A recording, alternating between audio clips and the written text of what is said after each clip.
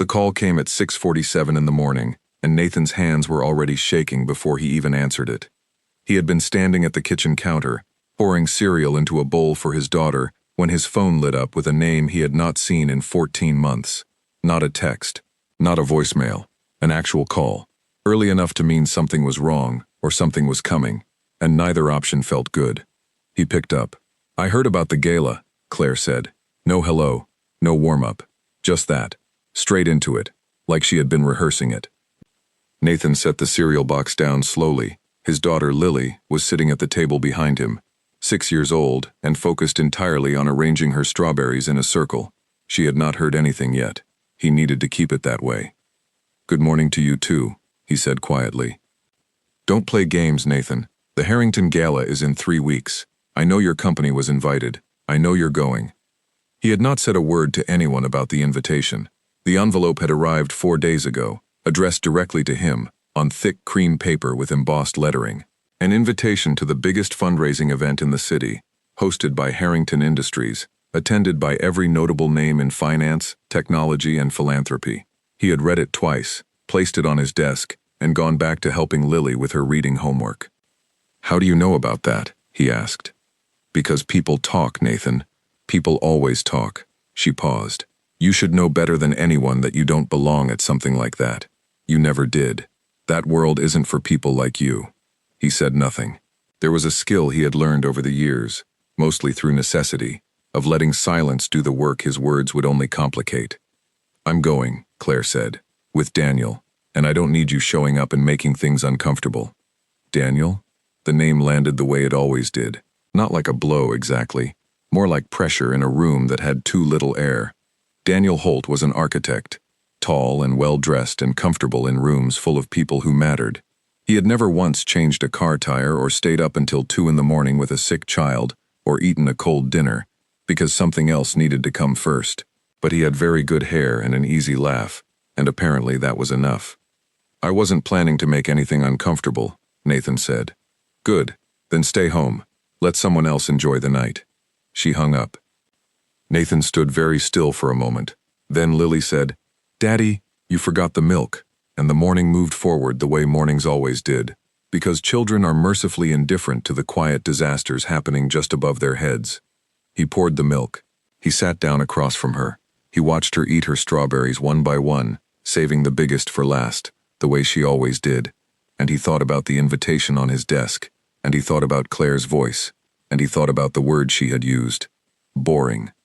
She had used it the night she left, not at the end of an argument, not as ammunition, quietly, almost sadly, like she was diagnosing something, and felt bad about the prognosis. "You're just so boring, Nathan. I need a life. I need someone who lives in the world, not just in this house." He had not answered that night either. Silence, again, his specialty. But boring was an interesting word for a man who had, in the 14 months since she walked out, built something that was quietly becoming impossible to ignore. It had started small. It was always small at the beginning. Nathan worked in data analytics, and he had spent years doing it for other companies, building their systems, cleaning their numbers, making sense of chaos for people who paid him a salary and gave him a desk and called it a career. After Claire left, after the initial weeks of reorganizing his entire life around Lily's schedule and school pickups and weekend routines, he had started working at night, not out of desperation, out of the strange clarity that comes when the noise of a life clears away, and you can finally hear what you actually think. He had an idea, a real one, a platform that used pattern recognition to identify inefficiencies in nonprofit fund distribution, specifically in charitable organizations with large endowments but poor allocation systems. It was not glamorous.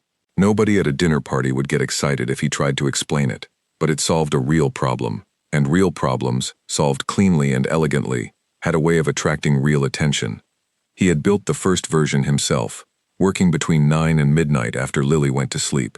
He had tested it using publicly available data from 3 mid-sized nonprofits and written up his findings in a document that he emailed to exactly 7 people he respected but had never met in person. 4 of them wrote back within a week. One of those 4 was a woman named Patricia Harrington. Not the Harrington. Not yet. At the time, Nathan had known her only as the deputy director of the Harrington Foundation. one of the largest private philanthropic organizations in the country. She had read his document carefully, asked him sharp questions over 3 separate email exchanges, and then invited him to a meeting at the foundation's offices. He had taken Lily to school that morning, driven across the city in his 5-year-old sedan, sat in a waiting room with nice art on the walls, and explained his platform to a room of 6 people who looked at him with an expression he had not expected. They looked at him like he was the answer to a question they had been asking for a long time. The partnership had grown steadily and without ceremony. Nathan was not the kind of man who announced things. He fixed them, built them, and moved to the next problem. Over the following year, the platform had been adopted by the Harrington Foundation across its entire grant-making portfolio. The results were significant enough that Patricia had brought it to the board. The board had asked about licensing it to other organizations. Nathan had spent 3 months building out the licensing infrastructure with a small team he had hired quietly. 2 engineers and 1 operations manager, all working remotely, all extraordinarily good at their jobs. He had told no one, not his friends, not his family, not the woman who had called him at 6:47 in the morning to remind him that he did not belong at her event. He got Lily ready for school. He packed her bag.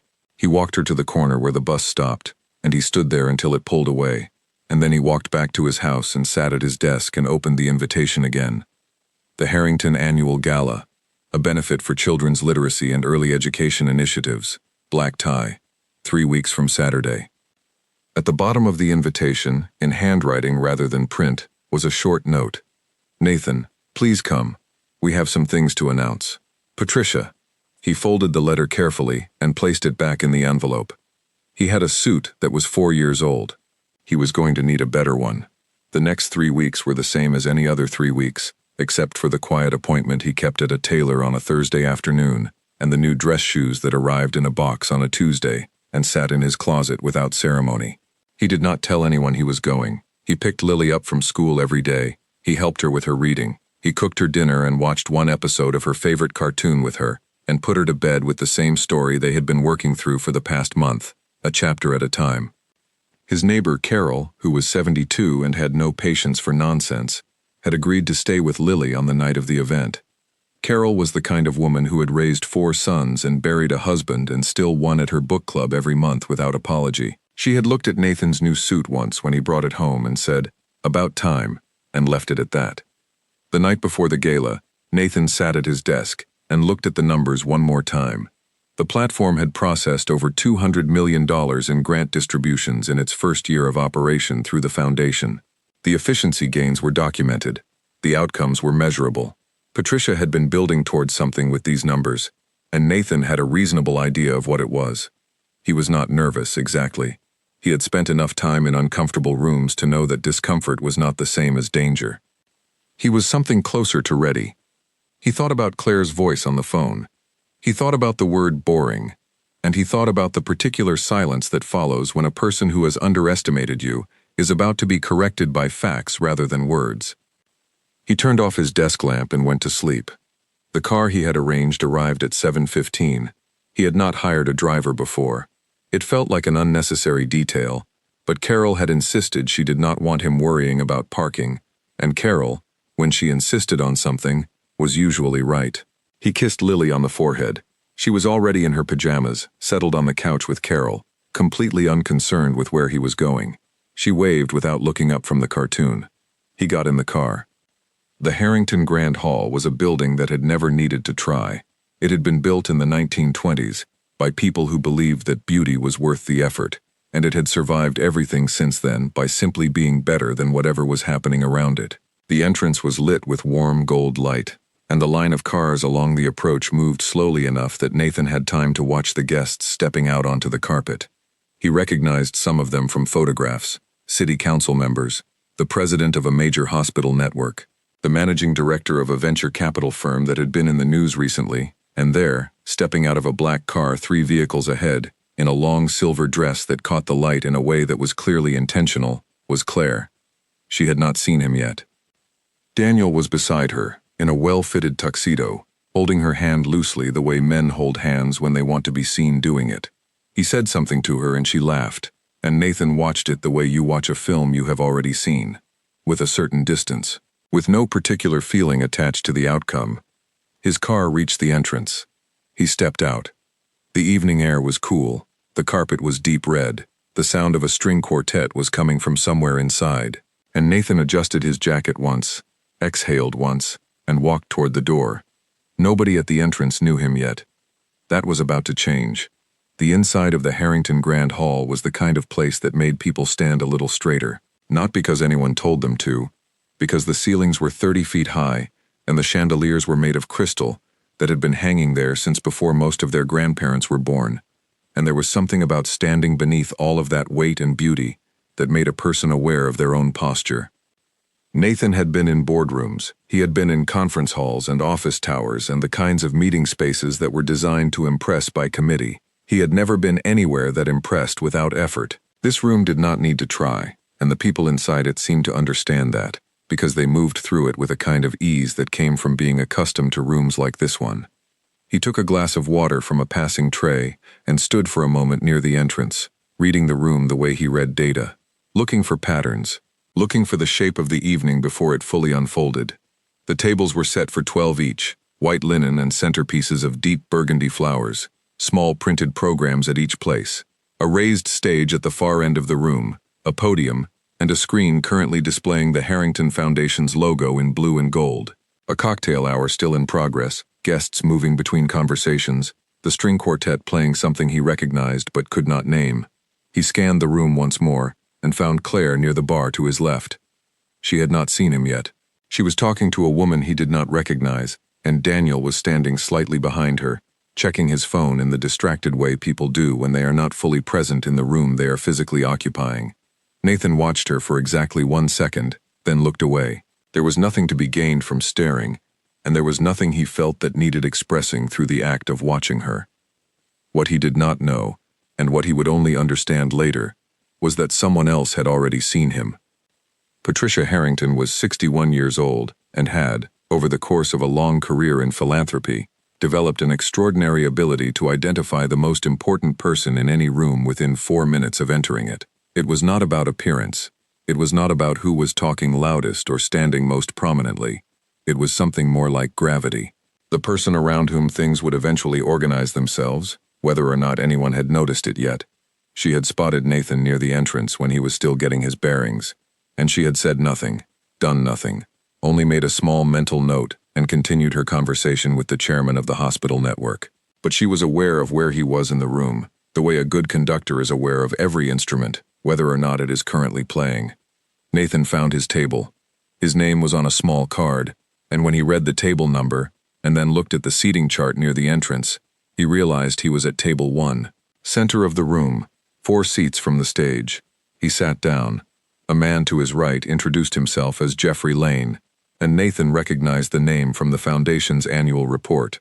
Jeffrey was a board member, 55, with the kind of calm confidence that meant either he had always been comfortable in rooms like this, or he had been in enough of them that it no longer mattered. He was direct without being aggressive, which Nathan appreciated. "You're the platform," Jeffrey said, not unkindly. Nathan smiled. "I built the platform, yes. Patricia speaks about it the way people speak about things that actually work. That's rare." Jeffrey raised his glass slightly. "You should know that what she's announcing tonight has been 3 months in the making." The board approved it unanimously. Nathan nodded. He had expected something. He had not known the shape of it. "Good evening," said a woman sliding into the seat to Nathan's left, setting her small clutch bag on the table with the efficiency of someone who never wasted emotion. She was perhaps 40, with sharp dark eyes, and a watch that was either very expensive or very good at looking that way. She offered her hand. "Caroline Webb. I write about technology and capital for The Atlantic." He shook her hand. "Nathan Hale." She looked at him for a beat longer than was strictly necessary. "Nathan Hale. I thought so." He raised an eyebrow slightly. "Patricia mentioned your name to me last week," she said. "I wasn't sure if you'd be here. She wasn't certain you'd come." "I almost didn't. What changed your mind?" He considered the question. It was a good one. "A note at the bottom of the invitation," he said. Caroline Webb nodded slowly, in the way of a person who understood the weight of small things. "She has a talent for that." The cocktail hour moved toward its end. The lights in the room shifted subtly. just enough to signal that things were about to begin properly. Guests found their seats. The string quartet finished their piece and stepped back from the small performance area near the bar. A gentle hum of conversation settled into something quieter, more anticipatory. Nathan had not looked at Claire's table again. He knew she was in the room. He had no particular need to locate her. What he did not know was that she had located him. Claire had seen Nathan at almost the same moment that Jeffrey Lane had spoken to him. She had been in the middle of a sentence when her eyes moved across the room, in the automatic way they do at events like this, cataloging who was present, and she had stopped. The sentence she was in the middle of did not finish. The woman she was talking to waited politely for it to resume, and after a beat, Claire said something that did not follow from what came before, and moved on. But the image stayed with her. Nathan. At table 1. Next to Jeffrey Lane, who was a board member. Next to Caroline Webb, who was a name she recognized from publications she actually respected, sitting with the ease of someone who had not stumbled into that seat, but had been placed there deliberately, in a suit that fit him in a way his old suits never had. She said something quiet to Daniel, who looked up from his phone, looked across the room, and went very still in the way men go still when something does not make sense to them. "What is he doing here?" Daniel said quietly. "I don't know," Claire said. But the something in her voice was not what she expected it to be. It was not irritation. It was not the specific variety of discomfort that comes from an ex-spouse appearing where they are not supposed to be.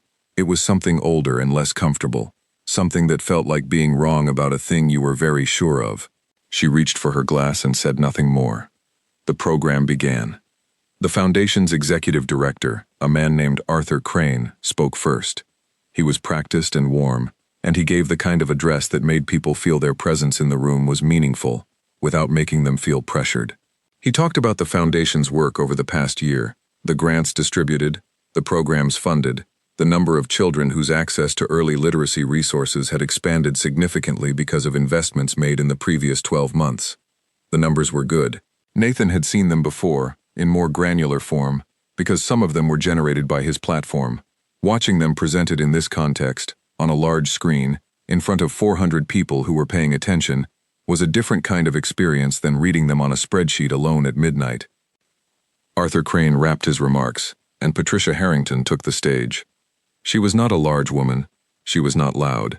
She did not move with the expansive energy of someone accustomed to commanding rooms. She moved the way people move when they have stopped needing to prove anything, and the room responded by going completely quiet, which was, Nathan thought, the more impressive trick.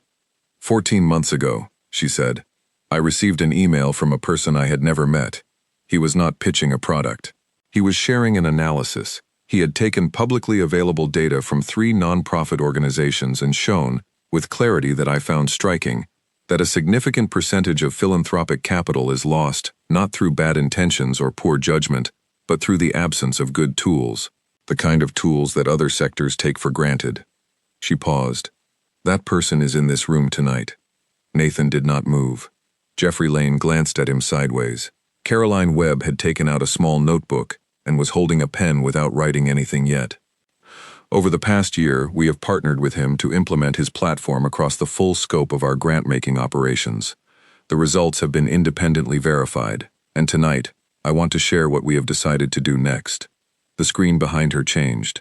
A new logo appeared, clean and simple, blue text on white. Hale Analytics Foundation Partnership Program. Beginning next quarter, Patricia said. The Harrington Foundation will co-fund the deployment of this platform across 47 partner organizations in 11 countries. We are committing $22 million over 3 years. We believe this represents the most significant efficiency investment in the history of this foundation. The room was quiet for exactly 2 seconds. Then it was not quiet at all. Nathan sat in the middle of the applause with his hands resting on the table, not clapping, not performing anything. He was thinking about a kitchen counter at 6:47 in the morning, a phone call he almost did not answer, and a word that had lodged itself in the back of his mind like a splinter. Boring. The word had done something useful. It had clarified things, not made him angry, not sharpened a desire for revenge, not sent him into the kind of small, consuming pride that makes people do foolish things. It had simply clarified. There was a direction he had already been moving, and the word had helped him see it more plainly. the way a cold morning makes the shape of things sharper without changing them. Patricia was still speaking. She was saying something about implementation timelines. He heard it from a slight distance, the way you hear music from another room, close enough to recognize, far enough to be inside your own thoughts. And then she said, "Nathan, would you come up?" He stood. The walk from table 1 to the stage was not long, maybe 40 feet. He was aware of it in the specific, quiet way you are aware of the last few moments before something becomes different, not nervous, attentive, the way you pay attention to a thing precisely because you know it will not be the same afterward. He shook Patricia's hand. She held it for a moment longer than ceremony required. "Thank you for coming," she said, quietly enough that only he could hear. "Thank you for the note at the bottom," he said. She smiled and stepped back, and he stood at the podium. He did not have remarks prepared. He had considered preparing something and then decided against it, because the things he wanted to say were not complicated enough to need notes. "I am not a public speaker," he said. "I am a person who spent a lot of evenings solving a problem that bothered me. The problem is that money set aside to do good in the world often does less good than it could, not because of the people managing it, but because the systems are old, and the data is hard to read, and nobody had built a clean way to look at it clearly." He paused. "I built a clean way to look at it." Patricia and her team did the harder work of actually using it and trusting what it showed them. I'm grateful for that trust. He stepped back from the podium. The room applauded again. He walked back to his table. Jeffrey Lane shook his hand when he sat down, a firm single shake with the kind of warmth that meant it. Caroline Webb had written 3 lines in her notebook without looking down at it, the way practiced journalists do. Across the room, at a table near the back, Claire was sitting with her hands in her lap and her wine untouched, and an expression on her face that Daniel could not read, because he had never seen it before. It was the expression of a person realizing they have been reading a map upside down for a very long time. She was thinking about the morning she left, about the words she had used, about the house and the kitchen, and the man standing at the counter who had said nothing, which she had at the time interpreted as having nothing to say. She was thinking about how wrong that was. Dinner was served. The tables hummed with conversation again. Nathan talked with Jeffrey about the implementation challenges in international markets. He talked with Caroline about whether she would write the story, and she said she already knew how the first sentence would go, and he told her that was more than he usually knew about anything. She laughed in the easy, appreciative way of someone who recognized understatement when they heard it. He did not look at Claire's table. He did not need to. He was having a good dinner in a beautiful room with interesting people, and the evening had already given him more than he had expected when he walked in. But the evening was not finished. The dessert course came and went, and the room moved into the kind of hour that always follows a formal dinner at these events, where the structure of the evening relaxes, and people begin to move between tables, and the conversations become more honest, because the pressure to perform has been lifted. Nathan excused himself from the table and walked toward the windows along the east wall, which looked out over the city at night. He was not avoiding anyone. He simply appreciated a moment of stillness after an hour of sustained attention, the way a runner appreciates the quiet after a long race, not because the race was unpleasant, but because silence has a different quality when you have earned it.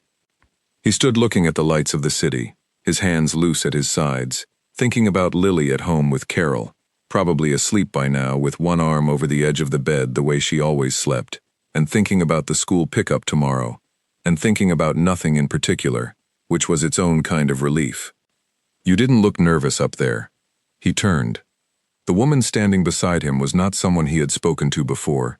She was perhaps 35, with red hair pulled back simply, and a posture that suggested she was comfortable in her own skin, in the specific way that has nothing to do with physical appearance.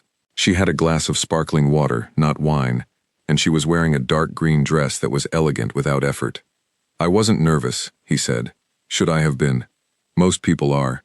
First time at the podium in front of 400 people at a Harrington event." She held out her hand. "Lucy Crane. My father is Arthur." He gave the opening remarks. "I remember." He shook her hand. "Nathan Hale." "I know who you are," she said. "I've been curious about you for about 6 months, actually. I work with the foundation on grantee capacity building. Your platform changed the way we assess funding readiness, significantly." He nodded. "What changed most?" She looked surprised, briefly, that his first question was a technical one. Then the surprise settled into something more comfortable. The way we think about operational overhead, she said. Before, we were treating high overhead as a red flag. Your pattern analysis showed us that the organizations with slightly higher overhead were producing better outcomes because they were better run. We stopped penalizing them for being competent. That was the second version, he said. The first version missed that entirely. What caught it? A conversation with a program officer at a community foundation in Ohio. She had been doing this work for 22 years, and she trusted the outcomes she saw, even when the numbers told a different story.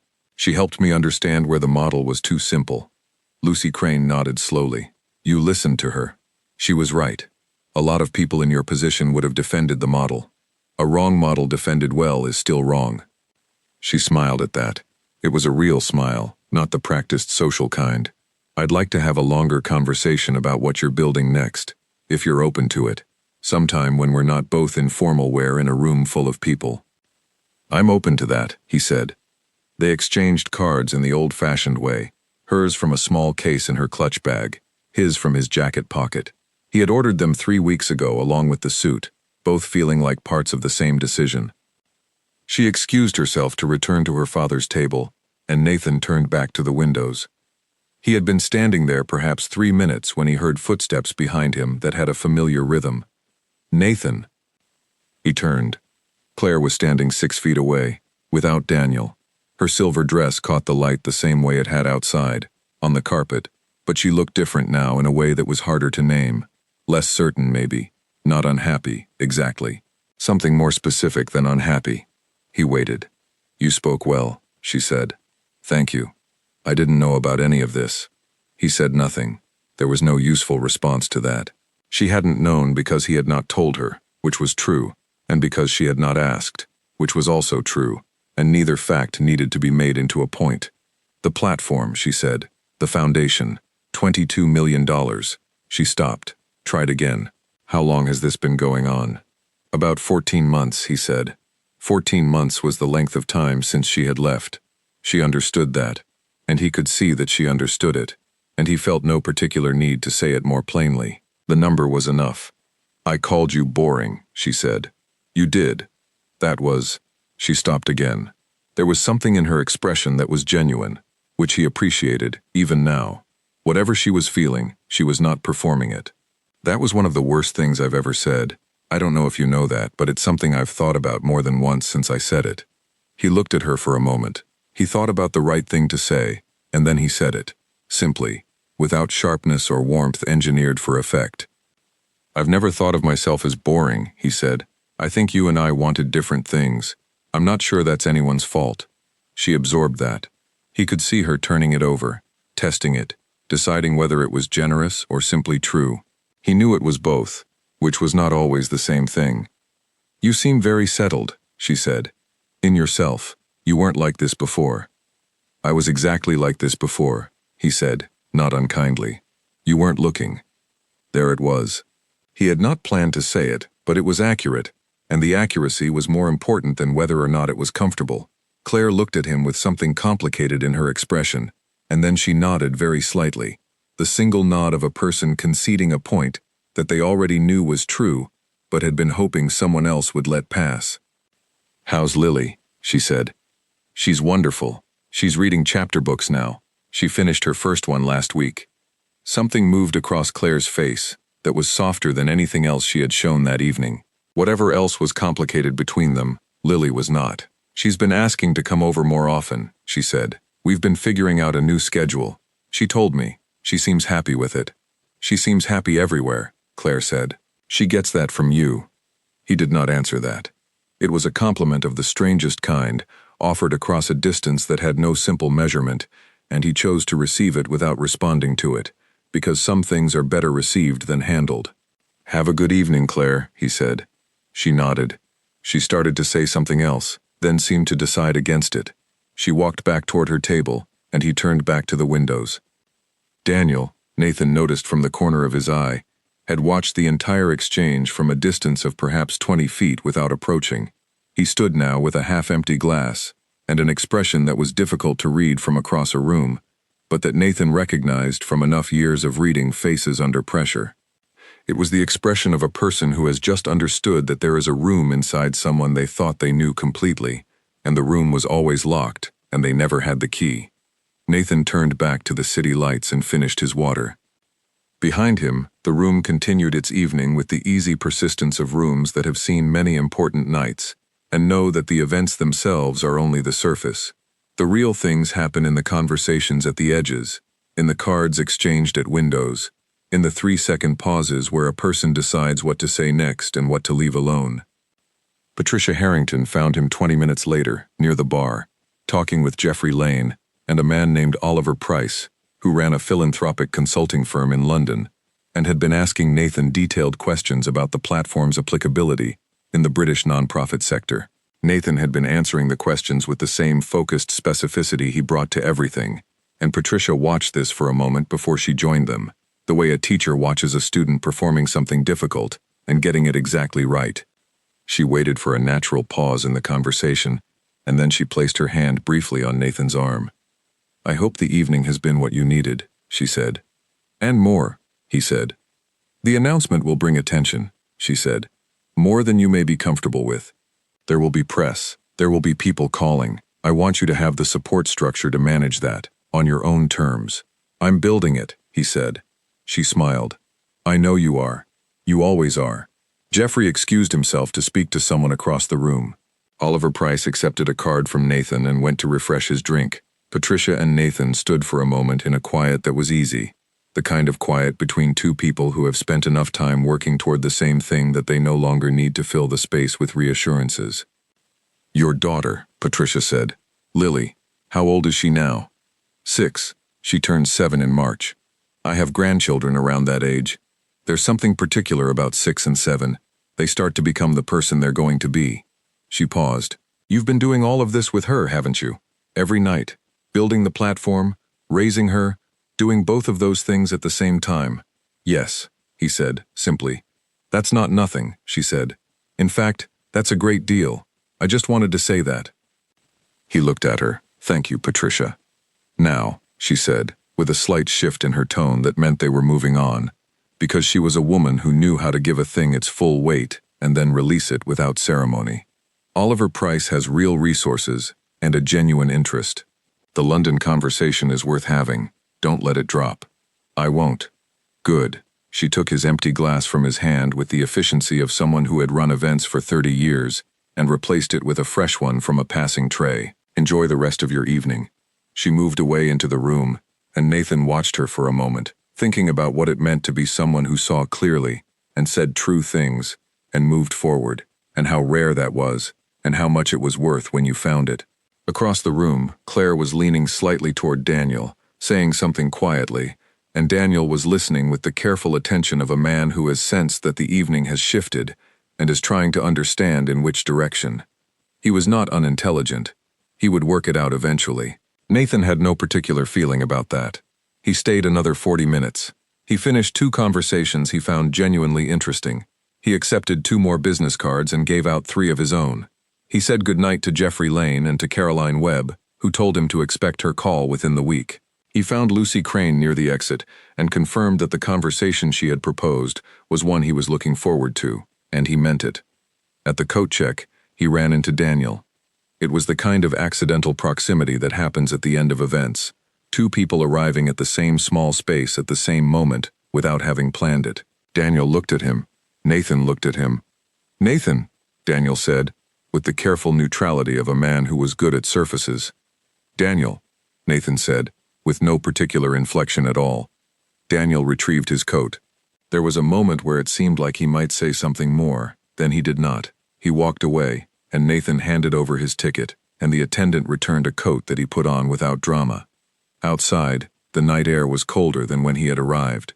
The cars were still moving along the approach, but most of the guests were gone now, and the red carpet had that specific quality that carpets have after an event, slightly flattened, slightly less bright. The ceremony pressed out of it by the weight of people who had already moved on to wherever they were going next. His car arrived in 4 minutes. He got in. The driver asked if there were any stops on the way home, and Nathan said no. He sat back in the seat and looked out at the city moving past the windows, and he was thinking about Lily's face in the morning. the way she always looked when she woke up, already fully awake, already asking about the day, already ready for it, in a way that made him feel, every single time, that something in the world was organized correctly. He was thinking about the note at the bottom of the invitation. He was thinking about 14 months and 2 engineers, and an operations manager, and a platform built between 9 and midnight in the quiet of a house after a small child went to sleep. He was not thinking about the word boring. He had finished with that word. It had done its work. He was letting it go. The call from Caroline Webb came on a Wednesday, 9 days after the gala, at a time when Nathan was sitting in the school parking lot waiting for the bell to ring. He had been thinking about nothing in particular. The parking lot was full of parents doing the same thing he was doing, sitting in cars or standing by the fence with their phones, and the afternoon light was the particular flat gold of late autumn, and the trees that lined the school grounds were a week past their best color but still holding on. Caroline Webb said good afternoon, and then said she was going to ask him one question before she asked him anything else. "You could have made this public at any point in the last year," she said. "The results were significant enough to generate real attention. You chose not to. Why?" He had thought about this question before she asked it, because it was the obvious one, and he had a ready answer, which was also the true answer, which was that there was a version of doing this kind of work that was about the work, and a version that was about being seen doing the work, and those two things were not the same, and he had wanted to stay in the first version as long as possible. "Because the work wasn't done," he said. "You don't call attention to a house while the foundation is still setting." Caroline Webb wrote something down. He could hear the scratch of pen on paper through the phone, which told him she still worked that way, which he respected. "And now the foundation is set?" Patricia decided it was. "I trust her judgment." "Do you always trust other people's judgment?" "I trust judgment that has earned trust," he said. "Hers has." The interview lasted 40 minutes. He sat in the parking lot for the first 20, and then the bell rang and the children came out, and he kept the phone to his ear while he watched for Lily, and he saw her emerge from the side doors, backpack enormous relative to her body, scanning the line of cars with the focused urgency of a 6-year-old looking for a known face. She found him. She waved with her whole arm. He waved back. "My daughter just got out of school," he said to Caroline Webb. "Can I call you back in an hour?" "Of course," she said. "She's in 1st grade?" "Yes." "What's her name?" "Lily. Tell Lily I said hello." He did not tell Lily that a journalist he had just met said hello, because that was not the kind of thing that meant anything to a 6-year-old, but he thought it was a kind thing to offer, and he appreciated it. Lily got in the car with the backpack still on, which she always did, and talked without pausing for breath about something that had happened at lunch involving a bird that had gotten into the cafeteria, and Nathan drove home listening to every word with the complete and undivided attention that was the easiest thing he gave her, and also the most important. The Atlantic piece ran 3 weeks later. It was long, which was appropriate for a publication that still believed in the long form, and it was careful, which meant Caroline Webb had done the work of understanding what she was writing about rather than approximating it, and it said things that were accurate and a few things that were generous, and one thing that Nathan read 3 times, because it caught him in the specific way that true sentences catch you. It said, "In a sector that has long confused activity with impact, Hale has done something quiet and difficult. He has built a tool that forces the question nobody wants to ask. Not, is this money being spent, but is this money doing what we said it would do? The answer, when you can finally see it clearly, changes what you do next." He printed it, not to show anyone, just to keep it. He folded it and put it in the drawer of his desk where he kept the things that mattered most, alongside Lily's first attempt at writing her own name on a piece of yellow paper, and a photograph from the day he finished the first version of the platform, in which he was sitting at his desk at midnight, looking like a man who had not slept enough, but had solved something worth solving. The attention that followed the article was real but manageable, which was what Patricia had prepared him for. Emails from organizations in 6 countries, 2 inquiries from philanthropic consultants, an invitation to speak at a conference in Edinburgh in the spring, which he accepted because Edinburgh was somewhere he had always wanted to go, and it seemed like a reasonable combination of purposes. A phone call from a man named Jeffrey Ashford, who managed family offices for 3 of the largest private foundations in the country, who wanted to discuss whether the platform could be adapted for use in impact investing more broadly. Nathan took that call on a Saturday morning, while Lily was at her reading group, and when it ended, he sat at his desk and opened a new document and started writing down what that adaptation might look like, because the shape of it was already there, rough but visible, the way an idea looks before it becomes a thing, but after it stops being nothing. He was deep into the document when his phone rang again. He expected it to be Carol, or perhaps Jeffrey Lane following up on an email from the previous week. He picked up without looking at the screen. Nathan. Not Carol. Not Jeffrey. Her name was Diane Hale, his mother, 70 years old, living in the town where he had grown up, calling at the exact pace of a woman who did not call often enough, but when she did, always had something worth saying. "I read the article," she said. "How did you get the Atlantic?" "I have been on the internet since before you were old enough to be embarrassed by it," she said. "Caroline Webb is a very good writer." "She is. She described you accurately," his mother said. "Quiet and difficult, that is you." She meant the work. I know what she meant. I also know what I mean. There was a pause that was warm rather than empty.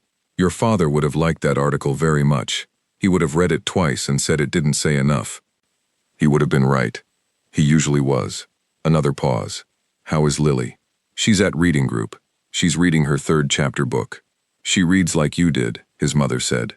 "I remember you in the chair by the window, completely unreachable. Nothing could get your attention when you were in a book." "Lily is worse," he said. "She reads at dinner if I let her." "Let her," his mother said firmly. "That's exactly the kind of person you want her to be." They talked for another 20 minutes about nothing particularly consequential, the way good phone calls do when the important thing has already been said in the first 5 minutes. When he hung up, Nathan sat for a moment with his hands still on the phone, in the specific quiet of a house where a child is temporarily elsewhere and the familiar sounds of the day have paused. He thought about his father, who had been an electrician, and about the way his father had approached every job with the same principle: find where the current is interrupted, fix the break, make sure the fix holds. He had said it about electrical work, but he had meant it about everything. Nathan had spent a long time understanding how completely he had absorbed that principle, and how completely it explained everything he built. He went back to the document. The adaptation took shape over the next several weeks, in the way that good work takes shape, not in bursts of inspiration, not dramatically, but in the incremental and accumulating logic of a person who has identified a real problem and is patient enough to stay with it until the solution is clean. He brought in a 4th team member, a woman named Frances Osei, who had spent 8 years doing financial modeling for a development bank and had a mind that moved in the precise direction his mind needed most. Frances asked the best question in their first meeting. "What breaks first?" she said, "in the model. When you push it outside its original context. What is the first thing that stops being reliable?" He told her. She nodded. She was quiet for a moment. Then she said, "Okay, I know how to fix that. It'll take 6 weeks." It took 4 weeks and 3 days. By the time February arrived, the expansion he was building for Jeffrey Ashford was in early testing, and Oliver Price had sent a detailed proposal from London that was serious enough to warrant 2 phone calls and a plan to meet in person in April. Nathan had blocked the week of his Edinburgh conference and the day before and after it, which gave him enough time to also go to London, which was close enough that it seemed foolish not to. He booked the flights on a Thursday evening after Lily's bedtime, simple seats, reasonable hotels, the way he always traveled, which was functionally and without performance. He was not a person who needed business class to feel that a thing was real. The work was real. The seat was just a seat. He was closing his laptop when his phone buzzed with a text message. He looked at it.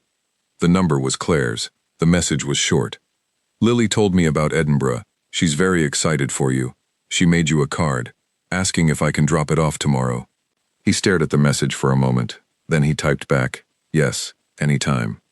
The card arrived the next afternoon, delivered by Claire, who handed it to him at the door without coming inside, which was the correct distance for where they were. She was wearing her work clothes, a gray coat over dark trousers, her hair back, looking like a person at the end of a regular day rather than at an event, and she looked, Nathan thought, like someone who was doing better than she was doing 14 months ago, though doing better was different from doing well, and he did not presume to know which one she was on. "Thank you," he said, taking the card. She made the glitter happen herself, Claire said. I was not involved in the glitter. That explains why there's so much of it. She almost smiled. Edinburgh, she said. That's a real thing. It is. Are you taking Lily? Not this trip. Carol is staying with her. He paused. She'll come somewhere when she's a little older. She'd like London, I think. Claire nodded. She talks about you all the time, you know. She tells me about the platform. Even though she doesn't entirely understand what it is, she just says, Daddy builds things that help people. Nathan was quiet for a moment. She's right, Claire said simply. I didn't understand that clearly enough when I should have. He looked at her. She looked back. There was nothing to be done with that now, and neither of them needed to pretend otherwise. Have a good evening, Claire, he said. You too, she said. She went back down the front path and got in her car. Nathan closed the door and stood in the hallway and opened the card. It was made from thick construction paper, yellow, with a drawing on the front that was unmistakably a plane and unmistakably the work of a 6-year-old with very strong opinions about what planes looked like. Inside, in careful, enormous letters, with only 2 misspellings, it said, Dear Daddy, you are the best. I am proud of you. Come home with stories. Love, Lily. He stood in the hallway a moment longer. Then he went to the kitchen to start dinner, because dinner needed starting, and Lily would be home in 2 hours, and the ordinary evening waited for him with its familiar demands, which were not boring, had never been boring, had always been the thing most worth showing up for. Edinburgh in April is the kind of city that reminds you the world is old and interesting, and was doing perfectly well before any of your problems arrived. Nathan arrived on a Thursday morning, after a flight that was short enough not to require much strategy, and took a taxi from the airport through streets that felt both entirely serious and slightly theatrical, the way old cities do when they have had enough history to stop being self-conscious about it. The conference was being held at a venue that had been a church in a previous life and now housed, with appropriate dignity, conversations about global capital allocation. He had one afternoon before the sessions began. He used it to walk. He walked for 3 hours. He did not have a route. He had a general direction, which was toward the castle, and a general policy, which was to stop when something seemed worth stopping for. He stopped at a bookshop and spent 40 minutes inside it and bought 4 books, one of which was a novel he would read on the plane back and finish before they landed. He stopped at a coffee shop where a dog was sitting under a table with the perfect patience of an animal that had learned the value of waiting for things to happen in their own time. He stood on the Royal Mile and looked up at the castle and thought about all the people who had stood in more or less this spot and looked at that same building and felt something similar to what he was feeling, which was the specific variety of aliveness that comes from being in a place you have not been before. He thought about Lily. He sent her a photograph of the castle and she replied, through Claire's phone, with a string of heart eyes that did not entirely capture the architecture, but accurately expressed her feelings. He thought about his father. He thought about the thing his father used to say about the value of knowing exactly what you were good at, not arrogantly, not with the kind of certainty that closes you off from learning, but with the practical clarity of a craftsman who had mastered a skill and understood that mastery was not the same as completion. You spent your life getting better, but you knew what you were working with. Nathan knew what he was working with. He had known it for a long time. What the last 18 months had done was not change him but confirm him, the way a test confirms a hypothesis that was always real, but needed to be shown. The conference was 2 full days. He gave his talk on the first morning, and it went the way talks go when the speaker is genuinely interested in the subject matter and does not need applause to feel that it has gone well. The room was full of people who asked good questions. He answered them directly and without the kind of hedging that people use when they are more concerned with their own reputation than with the actual content of the answer. 2 of the questioners were researchers whose work he had read and respected. He told them so, because it was true, and because there was no useful reason to withhold a true compliment. On the second afternoon, there was a panel discussion on the future of measurement in philanthropy, and Nathan sat on it with 3 other people, one of whom was a woman named Helen Baird, who ran the evaluation unit for a major international foundation, and who had the precise and formidable intelligence of someone who has spent 20 years thinking carefully about a single important problem.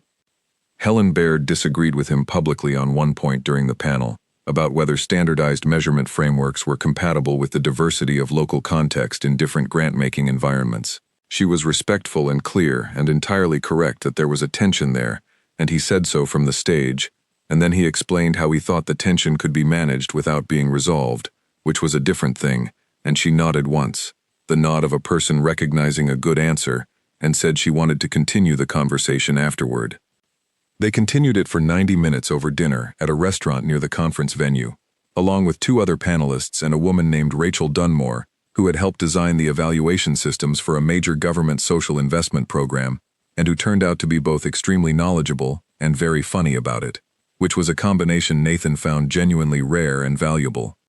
By the end of the evening, he had 3 new connections that he expected would become real working relationships, which was more than he had anticipated from a single conference, and a standing invitation to present at a summit in Nairobi the following year, which he had not anticipated at all. He walked back to his hotel through streets that were quieter now, the city settling into its evening without drama, and he thought about how strange and complete this felt, this version of his life. Not complete as in finished, complete as in whole, everything present, nothing missing that should be there. He called Carol from his hotel room. She answered on the second ring. "How is she?" he said. "Asleep since 8:30, one arm over the side of the bed," Carol said. "Same as always." "Thank you, Carol." "Stop thanking me. She's wonderful company." A brief pause. "How was it?" "It was very good," he said. "I know," she said, with the satisfaction of someone who had expected nothing less. "Sleep well." London the following 2 days was different in the way that London is always different from everywhere, which is to say, it was relentlessly itself, enormous and layered, and entirely unconcerned with how anyone felt about it. He met with Oliver Price at a quiet office near Covent Garden, where the bookshelves covered every wall, and there was a very good coffee machine that Oliver operated with the seriousness of a person who considered it a craft. The conversation lasted most of the morning. Oliver had prepared thoroughly, which Nathan appreciated, because there was nothing more useful than a conversation with someone who had done their thinking beforehand. They worked through the proposal in detail, Oliver pushing at the assumptions Nathan had built into the adaptation model, Nathan explaining the places where he had deliberately limited the model's ambition, because the simpler version was more reliable, and reliability was worth more than range. By noon, they had the shape of an agreement. Not a signed thing, not yet, but the thing before the signed thing, which was both people understanding what the signed thing would say and being comfortable with it. "You're not what I expected," Oliver said, over lunch at a small place around the corner, where the menu was handwritten on a board. "What did you expect?" "Someone louder," Oliver said, without apology. "The article made you sound very certain of things." "I am certain of things," Nathan said. "I'm just not loud about it." "That's rarer than it sounds." "I know." Oliver smiled. "My wife asked me what you were like. She read the article. I'm going to tell her you were quiet and very specific, and you ordered the soup when everyone else was getting something more interesting." "The soup was the right choice," Nathan said. "The other options were overambitious." Oliver laughed. It was a genuine laugh, the kind that surprised itself. "You're going to do very well," he said. "Not because of the platform. The platform is excellent, but because you make good decisions at lunch." Nathan ate the soup, which was exactly as good as he had expected, and smiled, and thought about how strange it was that being understood by someone you had just met felt like a form of arrival, like reaching a place you did not know you had been heading toward. He flew home on a Saturday evening. The flight was smooth, and he read the novel he had bought in Edinburgh and finished it over the Channel, which was satisfying in the way that finishing a book on a plane is always satisfying, the particular rightness of the timing. He was in a taxi from the airport when his phone rang. He looked at the screen. It was Lucy Crane. "I hope I'm not catching you at a bad time," she said. "I'm in a taxi. You're fine. I wanted to tell you something before you saw it on Monday. We're recommending your platform for the Foundation's Partner Recognition Award. It's given annually to the external contributors who have had the most significant impact on our work. The board approved it at this morning's meeting." He was quiet for a moment. "Nathan?" "I'm here," he said. "Thank you. Thank you. The award is presented at the Springboard dinner in May. It's smaller than the gala, 30 people, maybe 40, but it matters to us." "I'll be there," he said. "Good." A slight pause. "How was London?" "Very productive. Oliver Price is excellent." "He is. His firm has been a partner for years. He doesn't partner with people he doesn't believe in. He told me. Then you know it means something. Another pause, shorter, more deliberate. I have been thinking about the conversation we should have. The one I mentioned at the gala. So have I, he said. Coffee next week? Yes? They confirmed a time, and she said goodnight, and he put the phone down and looked out at the motorway moving past, the orange lights in long rows, the city beginning to gather itself on the horizon. He was thinking about next week, about the coffee with Lucy Crane, who asked questions that went directly to the correct problem, about the work with Francis Osei that was moving in a direction that would require a larger team within 6 months, about the Edinburgh invitation for Nairobi the following year, and whether Lily would be old enough to come, and what it would mean to take her somewhere like that, to show her the work in the places where it actually landed. He was thinking about the springboard dinner, and about the award, and about the fact that he had not once in the last 18 months done anything to earn that kind of recognition. He had built something useful, and kept building it, and the recognition had found him while he was looking the other way, which was exactly how it was supposed to work, and exactly how he had hoped it would. He was thinking about Carol, who was asleep in his house right now, almost certainly, one book open on her lap and the television on low, in the specific comfortable sprawl of a person entirely at home in a borrowed space.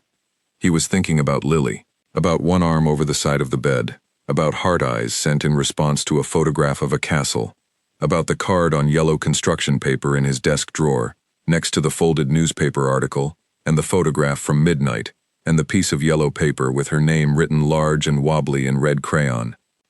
The taxi turned off the motorway onto familiar roads. The rhythm of the streets changed. He recognized a corner, then another, the particular configuration of a petrol station, and a post box, and a tree with roots that had lifted the pavement slightly, that the council had been meaning to fix for 3 years. Home. He paid the driver, collected his bag, and walked up the front path. Carol answered the door before he reached it, dressed for leaving, bag already over her shoulder, the particular efficiency of a woman who trusted that he would be exactly on time. She's asleep, Carol said. I know. How was she? Perfect, Carol said. She made a list of things she wants you to tell her about. She wrote it herself. It's on the kitchen table. Of course she did. Carol patted his arm once, the way she did. Brief, and entirely sufficient. Good trip? Very good. I expected no less, she said, and walked down the path and got in her car and drove away. Nathan closed the door. The house was quiet. The kind of quiet that is not empty but full. The specific fullness of a house where someone is asleep in it. He set his bag down in the hall. He went to the kitchen. On the table, on a piece of lined paper torn from a notebook, in Lily's careful and slightly crooked handwriting, was a list that read, What was the castle like? Did you see any horses? What did you eat? Did you see the sea? Was Edinburgh cold? What is your favorite thing that happened? He stood at the kitchen table and read it twice. Then he went to the refrigerator and poured himself a glass of water and drank it standing up, looking out the back window at the dark garden, the familiar shape of the apple tree against the low light of the sky. He thought about his favorite thing that happened. He thought about the dog sitting patiently under the table in the coffee shop. He thought about Helen Baird's single nod across a conference panel. He thought about the soup that was the right choice, and Oliver Price's genuine laugh, and the 4 books in his bag, and the Royal Mile, with the castle above it, and all that weight of time pressing down and meaning something. He thought about Lucy Crane saying, "So have I," in the exact tone of a person who had already decided something, and was simply finding the right moment to say it out loud. He thought about the award, and what Patricia had said at the gala about trust, and what his mother had said about his father, and what Carol had said at the door about expecting no less, and what Lily had written in marker on yellow paper about coming home with stories. He thought about the 14 months since a phone rang on a quiet morning, and a word was used that turned out to be the last time anyone would use it in relation to him, and mean it. Boring. He washed the glass and put it away. He turned off the kitchen light. He walked down the hallway and stopped at Lily's door, which was open the precise amount she always left it, wide enough for light to come in from the hall, narrow enough to feel private. He looked in. She was exactly as Carol described. One arm over the side of the bed, face turned toward the door, breathing evenly, completely, and perfectly asleep. He He watched her for a moment. Then he said, very quietly, so quietly it was nearly nothing, the kind of thing you say not for anyone to hear, but because it is true, and true things sometimes need to be spoken even into the dark. I'm home. He pulled her door back to its precise angle and walked to his own room and took off his jacket and sat on the edge of the bed for a moment, in the quiet of the house that was his, that he had held together and built upon and stayed inside every single day when staying was the harder thing to do, and he felt the full, uncomplicated, entirely ordinary weight of a life that was exactly what it should be. Not because anyone had finally seen it, because it had always been,